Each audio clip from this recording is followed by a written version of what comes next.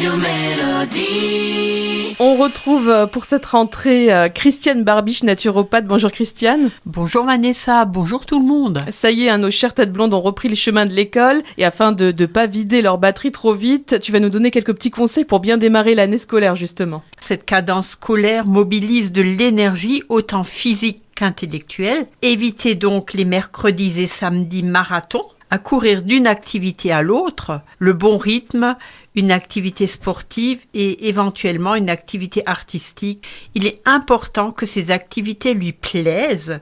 On lui en demande déjà beaucoup pour l'école. Et j'imagine aussi que réduire le temps passé sur les écrans, c'est primordial. Tout à fait. En effet, passer 2 heures devant un écran, que ce soit la télé, le téléphone portable, l'ordinateur ou la tablette, et ceci tout particulièrement le soir, favorise la fatigue et diminue la production de mélatonine, qui, je le rappelle, est l'hormone de l'endormissement.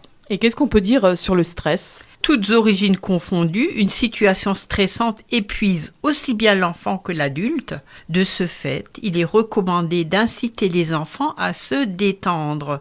Des balades dans la nature, des exercices de relaxation, de méditation, de yoga adaptés à l'enfant, des loisirs de détente comme la lecture d'un livre, en version papier bien sûr, des jeux de société qui réunissent la famille au lieu de s'isoler sur les écrans. Et bien sûr, l'alimentation saine, c'est aussi important. Bien sûr, saine et équilibrée, en commençant par un solide petit déjeuner, pas trop sucré. Donc, on va laisser tomber les céréales du petit déjeuner et les jus de fruits. Mais on proposera une protéine, un yaourt ou un skyr, ou du fromage, ou un œuf, ou du jambon avec du pain beurré. Dans la journée, bannir les sodas à remplacer par des tisanes ou des thés froids, ou un mélange de jus de pomme et d'eau gazeuse, le fameux Apfelschorle des Allemands. Et la meilleure boisson pour la soif, je le rappelle, reste l'eau.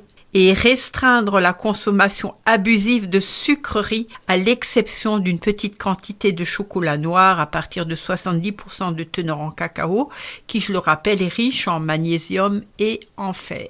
Alors moi, j'ai toujours entendu qu'une carence en magnésium et en fer, ça peut être source de fatigue. Alors, comment on peut faire pour remédier à ça ? C'est vrai, donc il faut mettre régulièrement au menu des lentilles et autres légumineuses, du poisson, de la viande, des céréales complètes, des fruits secs et des oléagineux, ainsi que des fruits et légumes frais en quantité. Et une cure de magnésium avec un complexe de vitamine B peut être salutaire en automne et à la fin de l'hiver, ainsi qu'une supplémentation en vitamine D3, de préférence d'origine naturelle, en dose quotidienne, d'1 à 3 gouttes par jour selon l'âge de l'enfant. Alors ça, je le mettrai d'octobre à juin. Et bien sûr, un sommeil suffisant et de qualité est primordial.